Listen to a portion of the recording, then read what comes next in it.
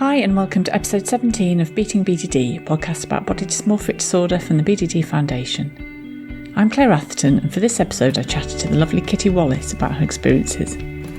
As head of operations for the BDD Foundation, Kitty works tirelessly to publicise the condition, as well as to support sufferers and their families. I hope you enjoy our interview. Hi Kitty, it's so nice to see you in person. We never really get to see each other, do we? It's lovely to have you here. Yes, well, thank you for having me in your lovely flat. I wanted to start by asking you how this whole pandemic has been for you. I mean, obviously we're out of lockdown now, but I know it's been quite a stressful time for many people. So how's that affected you and your BDD? Yeah, I mean, it's been a very strange time. I would say initially it didn't really affect my BDD at all because we were just stuck at home, and to be honest, I just had so much work to do that I focused on that, and I focused on the foundation, and tried to get some more, support things in place for people who were struggling. So I was just very much focused on getting through it. I think actually a lot of people are finding how things are right now probably harder than the initial lockdown because it's the continued uncertainty. It's lots of new rules in place. I mean, one of the things that I've been struggling with, and it's the first thing that I've really found that has tested my BDD in a long time, is the new rules around masks. Because, I feel very able to go out and about, pop it in and out of shops, but now I have to think about the mask. It creates a whole new dynamic that I never really had to worry about before. So I think that, there are difficulties, and we have to just be very kind with ourselves, very patient, and hopefully that will sort of ease the difficulties that we are facing right now.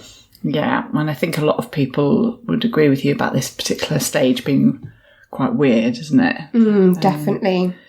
So can you tell us a bit about your job at the foundation, your operations director at the BDD Foundation? So what does that involve? What are you responsible for? So, a bit of everything, and it's getting busier by the moment. So I will do the social media, I will talk to the media, accounts, website, respond to all emails, fundraising, events, pretty much a bit of everything. Although, we're lucky because we've got a very active trustee board, and everyone does get very involved, and they help me a lot, which is essential. Otherwise I couldn't do it. Does sound like a lot. Yeah. Yes. How do you think the work you do there helps you personally? Well, I guess in a few ways. I mean, there was a long period of time when I couldn't work at all because of my BDD, and doing a job that comes with a lot of responsibility, but a job that is also very focused on mental health. First of all, it gives me pride, but it also, I guess, keeps me accountable. I've been feeling, as have most people, I think, feeling a bit more anxious recently, but I'm aware that I have to take care of my mental health in order for me to be able to manage my job and support other people. So yeah, it does keep me accountable and has boosted my confidence and probably lessened my shame. I have to talk about BDD most days of the week now. So it's normal to me, whereas I used to be too scared to speak to anyone about it. And presumably also the amount of people with BDD that brings you in contact with must help with that shame aspect as well, doesn't it? Yes, absolutely. And there isn't one person with BDD who I haven't been able to relate to on some level. Where would you describe that you are with your recovery now? So I think I have, for me, a very good level of recovery in comparison to where I was a few years ago in 2015 when I was housebound, couldn't work, wasn't socialising, just very much stuck at home. So I'm in a place that I never thought I would be able to get to with my BDD, having busy jobs, a boyfriend, able to just get on with life. But that doesn't mean that recovery is smooth or easy. I am prone to anxiety. When I do have too much going on, I can have blips. So it's about not being too hard on myself when I have those difficult moments, but also having faith that I will get through them. How did you get here then? Do you want to tell me about your BDD story in as much detail as you like? Right, well, it's a long one. I'll try my best. So I was a very anxious child, had a lot of insomnia and things like that. And then it just seemed to gradually develop over the years, and my anxiety started to focus on my appearance probably when I was around 12, 13, and just got steadily worse until it became very difficult for me to leave the house, particularly after I'd finished my A-levels and I was sort of planning on university. I took a year out, but that year out I couldn't travel like my friends because I couldn't cope with not having the safety of home and, being able to go through my safety behaviours and routines. So I was in London. A lot of my friends were away. I tried to I did complete an art course just about, but I did really, really struggle with going out, and it got to the point where my parents realised there was something very seriously wrong. And they'd known it for a while, but I think they just hoped that it was, normal teenage angst. And it clearly was something a lot worse.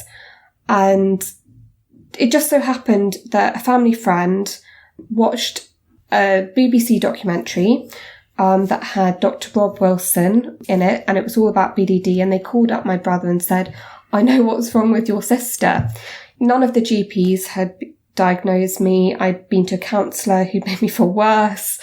But then finally there was a name. So my father contacted the BDD Foundation, and we were told about Professor David Veal. I got an appointment and I got a diagnosis. So I had my first round of CBT, and I did make huge improvements at that point. It wasn't easy, but, I did some exposure work and I started to be able to get out of the house and was able to go to university. But it was challenging, it was difficult, and I think I wanted to just instantly get better. I wanted to do the CBT, get it done, and then everything was going to be fine, and then I was going to keep up with all of my friends. And I think, unfortunately, recovery doesn't quite work like that. It goes in fits and starts. So I reached a certain level where I felt I was doing well. But to be fair, I was very lucky with where I went to university. My best friend came with me, and if I was having a bad day or bad few days, she would come, bring me food, look after me. But I don't think I would have realistically survived university being away from home if it wasn't for that close friendship and the support that I had. But, I plodded on, kept on, trying to do my exposures, and after uni went to work. But I chose a career which I think is quite common from what I've learned working at the foundation. It was within the sort of creative community. I went to work in wholesale fashion because I think a lot of people with BDD are very visual and very creative. But the fashion industry was as hard as everyone tells you it is. It was brutal. It was long hours. It was tricky personalities. And I'm a perfectionist as well. So I was just working intensely to try and keep up and do everything right, whilst also feeling that I didn't really fit in because I still didn't feel like I looked how I should, but I was just able to get out. So really for the next few years, I was kind of surviving. I felt like I was a hamster on a wheel, trying to keep up, and my BDD gradually crept back and back and back to the point that I was getting up at 4 a.m. in the morning to get ready for work, then doing a long day at work, and all I had time for in the evenings was to watch like a little bit of TV, shove some food in my face and go to sleep just to do it all again the next day. So my friendships suffered, my relationships suffered. And it just came to breaking point, and I realised that I had to focus on my mental health again. So I tried to take a sabbatical from work, thinking, okay, I'll just focus on my recovery for a few months. It'll be fine. Just sort it out. Quick fix. It'll be all right. Didn't quite work like that.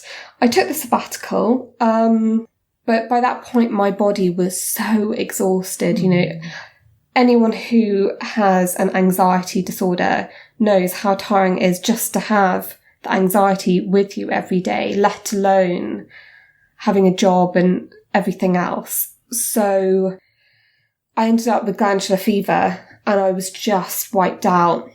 And the next 3 years were 3 years of physical and mental recovery. But during that time, everything felt too much, and it felt too much to the point I couldn't even do the therapy. I couldn't do the CBT. I just gave up, actually.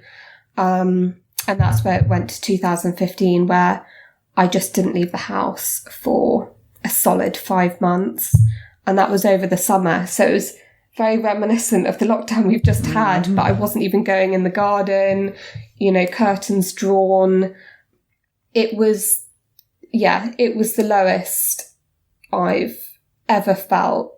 And it was very difficult because I always wanted to do well, achieve, do everything right. And I felt like I had failed on every level. You know, my friends were getting promotions at work. They had long-term relationships.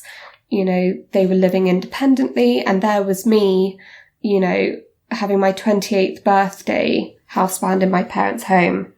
But one day there was a turning point, you'll be happy to hear. But one day I was feeling very sorry for myself and I was on the phone to my therapist, and, you know, he was talking about the sad fact that actually a lot of the donations that came into the foundation at that point, I mean, still now, but luckily we're getting a few more as well, were due to people sadly taking their lives from having BDD. And it gave me a wake-up call, because I realised that no matter how bad it was for me in that moment, no matter how sorry I felt for myself, there were people who didn't have support, maybe with their BDD, didn't know necessarily what was even wrong with them, you know, didn't have access to the right help.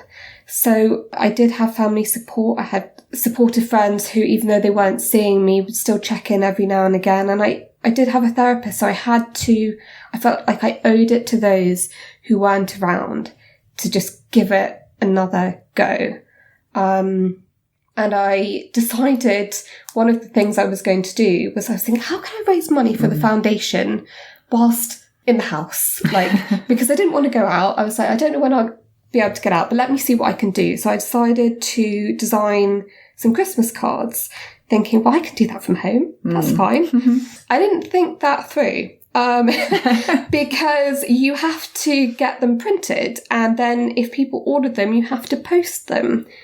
So actually it was one of the best things that I did, because it meant that when the orders came through, I had to pootle out round the corner to the post office. I had to get them printed and collected. You know, it forced me to get out the house again, and I was going out for reasons other than myself. And I found that easier. You know, it's like, I need to do this for the foundation and, you know, for charity. And it wasn't about me. So that, you know, that was how I started to reclaim my life a bit. But it, you know, it really was, in terms of the exposure steps, it really was as simple, you know, as sitting on the back step of my parents' back garden where I felt no one could see me for like half an hour at a time. You know, that was one of my first steps. So, you know, it's all about small, I think, because if you jump in too quickly and try and give yourself too big a challenge too soon, for me, when I tried to do that in the past, I would just set myself up for failure because it'd be too stressful. But little steps, even if they seem insignificant, it's all of these little steps have built up. Just to go back to when your BDD first came on, because we were talking just before we started recording about kind of free-floating anxiety, and that it can land in different places for different people. So why do you think with you it landed on your appearance? Were there any predisposing factors? Why do I think it landed on my appearance? Well, I think there are loads of different reasons for that. But I fear almost going into them because I feel like it's, potentially blaming. Okay. Yes, I had experiences at school where I didn't fit in for how I looked. I was one of the first girls to have to wear glasses. So I got teased about wearing glasses, and I felt like it made my nose look more prominent. My nose used to be one of my main focuses of my BDD. Then there was a trend for all of the girls cutting their hair very short to almost like a boy length. I didn't really think about that before I got it done, and the fact that whether or not it would suit my face. So that was a massive trigger when I got my hair cut off, because I suddenly thought, oh my gosh, I look like a boy. I look dreadful. I have braces, glasses, short hair. So I wore pink all the time so that people, to try and be like, I am a girl. But I think it's all of those levels of self-consciousness of feeling like you don't fit in. I've struggled with bad skin my whole life. I'm now 33, and unfortunately I still have troublesome skin, and that does trigger my BDD. I think it's the feeling of not fitting in, being different to other people. If I had been teased about something else, maybe my anxiety would have focused on on those things. So it's hard to tell. And unfortunately, teenagers have got infinite resources at their disposal, so they can just pick anything, can't they? So it's just such a vulnerable time. Absolutely. And I actually feel grateful that I didn't have Instagram back in the day, because I found magazines hard enough. I would compare myself to magazines, didn't even realise that Photoshop existed. It's madness, actually, when you look back on it. But that reminds me to ask you a bit about your kind of sustaining behaviours, maintenance behaviours. So in that period when things were really bad and you were at home for 5 months, apart from literally not leaving the house, keeping the curtains closed and all the rest of it, were you also carrying out other rituals that were keeping the BDD going, like any kind of mirror rituals or fixations? Yeah, well, my skin was really bad at the time, and I think there was a lot going on in my body as a result of having been ill. So it was particularly bad. I'd need to look in the mirror quite a lot. I could avoid it because I wasn't going out, but I was checking it regularly enough to see if it got a little bit worse, got a little bit better. Yeah, it was mirror checking is a big one for me, and it's still something that I have to keep an eye on, because there's always that little voice in the back of your head. Just check. Won't hurt just to check. But obviously we know that spirals into more and more checking. So exactly. Yeah. So when you did really dedicate yourself to trying to get better again, what kind of things did you do that you found effective? So with CBT, and I think on quite a few of the previous podcasts as well, people do talk about exposure. And exposure is the most scary. But if you take it in very, very little steps, it is incredibly effective. The first exposure I didn't even want to do, but no one wants to do them, to be honest, do they? Let's be honest. But a friend came round at night and she took off all of her makeup. She had bad skin at the same time, but she doesn't have BDD, so it didn't bother her at all. And we walked around a block of houses in the dark. And that was terrifying. And I had makeup on.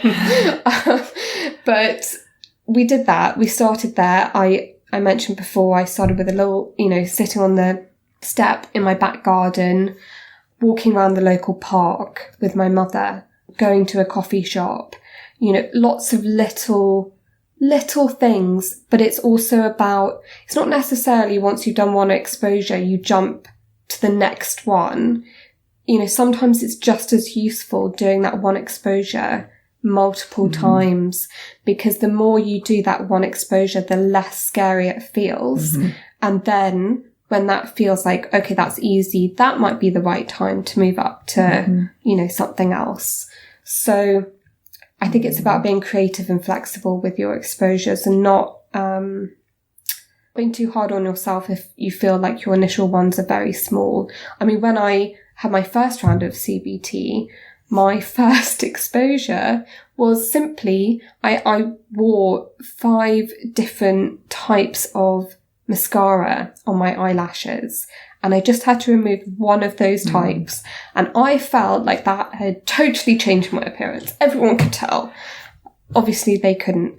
But when you're in that moment, you really believe it, and it's very scary. And that's what makes it an exposure. That's what makes it worthwhile. It's how scary it is to you. Even if that rational side of your brain knows that it's a bit silly, it's how the BDD makes it feel for you.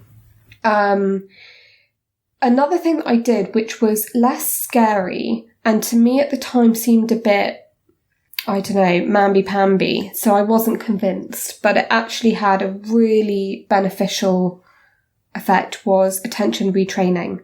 So you can do that at home and you can do it outside. So let's say you're housebound, you can start off by focusing, open a window and focus on all of the different sounds you can hear. So, bird song, traffic noises, if you can hear any neighbours speaking, anything, but you have to focus in on the sounds you can hear. Then you might move on to what you can smell, or focus in on particular colours you can see around you. It's about, there are webinars on the BDD Foundation website that will probably explain it better. But when I would do it outside, it would be called a mindfulness walk. And I would do the same thing. When I walked down the street, I would focus on how it felt to, the ground felt beneath my feet, the wind in my hair, what I could smell. Not always the nicest smells in London. All of those sort of things. But it's about focusing your brain in on specific things. And I didn't really understand how that would help with my BDD. But one of the problems that I had with my BDD was that when I was in social situations, I would be very self-focused. So when I was talking to people or at work or even just walking down the street, I was worried about people looking at me, what they were thinking. I was also focused on, could I feel something wrong with my skin, my hair, whatever. I was just very much in my head. The attention retraining focuses your brain back on the outside world. So the time that I realised that it actually had really helped, I was in a busy restaurant. And I felt the anxiety just absolutely taking over my body to the point that I wanted to rush to the bathroom, leave, just get away from everything. And I thought, do you know what? I'm going to try the attention retraining. And I sort of focused on the food that I was eating, the taste of what I was drinking, actually listening to what someone was saying to me rather than listening to what was going on in my head. And that anxiety for the first time seemed to just melt away. And I was able to enjoy the rest of my meal. And it was, for me, it felt totally miraculous. Like I'd never thought that would be possible because I'd always felt a slave to my anxiety. So that did really help. And then the third thing, I'd never heard of it really, well, apart from in passing, but I didn't really know what it meant. I went to, I think it was in 2016, I might need to check my dates, BDD conference. And there was a speaker talking, Paul Gilbert, who spoke about self-compassion.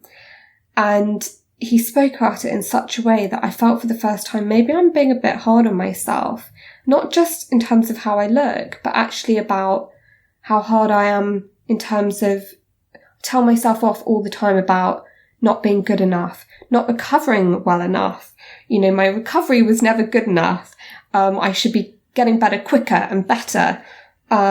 It just encompassed every area of my life. I was just continually bullying myself, and I felt like that was normal. I didn't even think about it. It was so consistent, and it just helped change my thought pattern a bit, so that now I do try to be kinder to myself, which means that when I have a blip with my BDD, it often doesn't last as long because I'm soothing myself in a way that I never was before. And it really does make a difference. So I would say, in summary, exposure, attention retraining, and self-compassion. It's really excellent advice. Yeah, thank you. Looking back then on the worst years of your BDD, is there anything you know now that you wish you'd known then?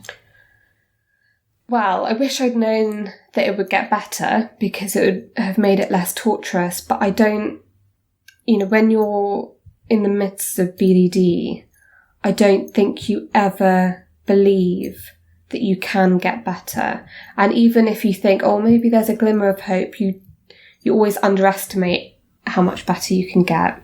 So I thought, well, I might be able to get like a little job and live, a very little life. But actually I was just limiting myself. Recovery is possible. It's not always easy. It's not always a straight line. But I think I wish I'd known that things would get better when it was bad. Yeah. So I understand that you also volunteer to run BDD Foundation support groups. What can you tell me about that?